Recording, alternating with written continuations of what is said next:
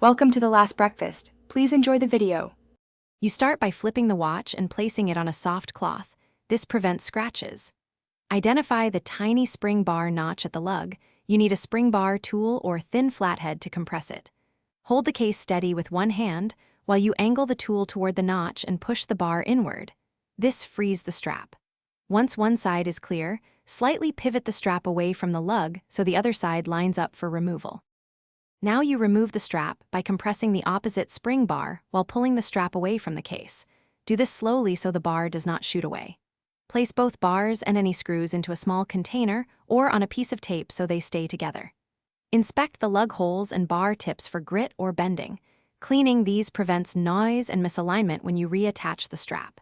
If dirt is present, use a soft brush and isopropyl wipe to clean. To finish, align one end of the spring bar in the lug hole, compress the other end and guide it into place until you hear or feel the click. Make sure both ends are fully seated. Once done, test the strap by moving it. If you hear a rattle, try new bars or a tiny dab of medium-strength thread locker on the bar ends. If noise persists, replace bent bars or add a thin rubber gasket between strap and lug to absorb vibration. This fixes most issues.